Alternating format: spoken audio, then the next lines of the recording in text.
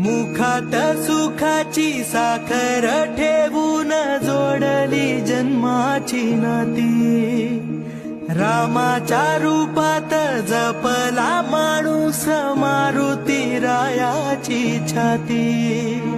वाघाची लीलानी कपाळी टिळा तू जेड अंधारासाठी, भनक भीतीची नवती भवती आभाळ रे माझ्या पाठी।